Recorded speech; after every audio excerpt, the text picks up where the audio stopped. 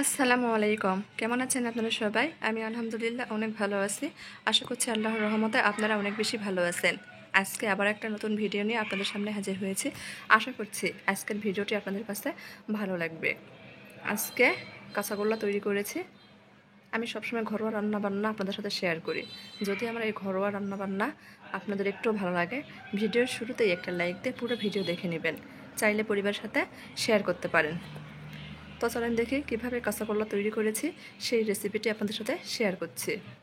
এখানে আমি 3 কেজি দুধের ছানা নিয়েছি।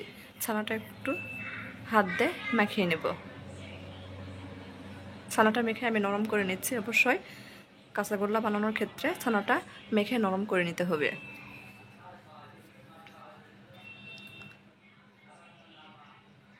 খুব ভালোভাবে ছানাটা মেখে নরম করে নিয়েছি। ছানাটা এখন আমি 4 ভাগের মতো করে 3 ভাগ নিয়ে নিয়েছি আলাদা করে, আর একটা ভাগ সাইডে রেখে দিয়েছি। চুলার উপর কড়া বসে দিয়েছি। কড়াতে আমি হাফ কাপ চিনি দিয়ে দিয়েছি, 2টা এলাচ। চুলা অন করে দিয়েছি, বলক চলে আসছে। অল্প একটু পানি দিয়েছি চিনির মধ্যে। চিনিটা পুরা গলে গেলে, চিনিটা একটু আঠালো হয়ে আসলে এখানে আমি ছানা দিয়ে দিব।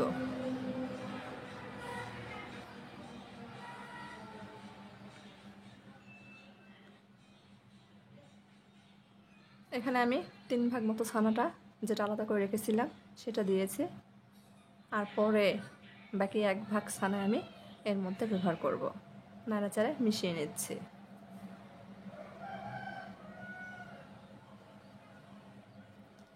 ছানা থেকে একটু পানি ছেড়ে দিয়েছে, পানিটা টানিয়ে নিয়েছি। আর একটু পানি টেনে দিলে এখানে আমি হাফ কাপ কনডেন্স মিল্ক ব্যবহার করছি। চাইলে শুধু চিনি দিয়েও এই কাঁচাগোল্লা তৈরি করা যাবে। কনডেন্স মিল্ক ব্যবহার করলে কাঁচাগোল্লার স্বাদ অনেকাংশে বেড়ে যাবে। আমার হাতের কাছে ছিল সেই জন্য ব্যবহার করেছি কনডেন্স মিল্ক। আরও কিছুক্ষণ জাল করে নেব।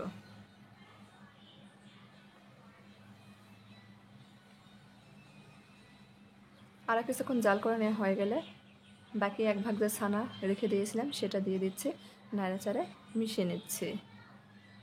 এই ছানাটা কাঁচাও ব্যবহার করা যাবে, তবে আমার কাছে ভালো লাগে না,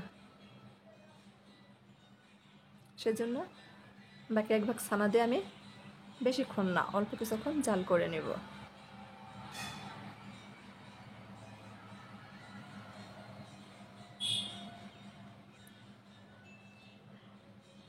যারা নতুন আমার আজকের ভিডিও দেখছেন তারা চাইলে চ্যানেলটি সাবস্ক্রাইব করে নিয়মিত চ্যানেলের পাশেই থাকতে পারেন। ছানা জাল করা হয়ে গেছে, আঠালো ভাব চলে এসেছে। আমি ঢেলে নেব। হালকা ঠান্ডা হয়ে গেলে এটা আমি হাত দিয়ে প্রথমে মাখিয়ে নিতে চাইছিলাম, তো পরে ভাবলাম না, এটা একটু ব্লেন্ডারে ব্লেন্ড করে নিই। সেজন্য ব্লেন্ডারে ব্লেন্ড করে নিয়েছি। দেখেন ব্লেন্ড মিহি হয়ে গেছে। এখন হাত দিয়ে গোল্লার শেপ দিয়ে নিচ্ছি। এভাবে আমি সব কাঁচাগোল্লা তৈরি করে নিব।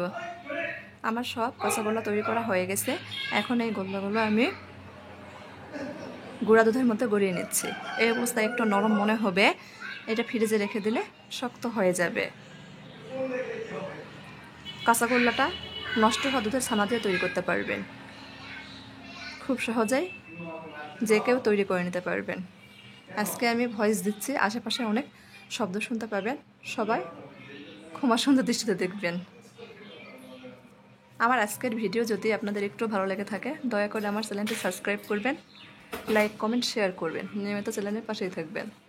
আজকের মতো এই পর্যন্তই।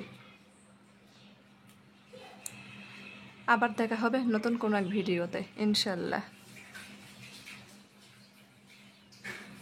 আল্লাহ হাফেজ।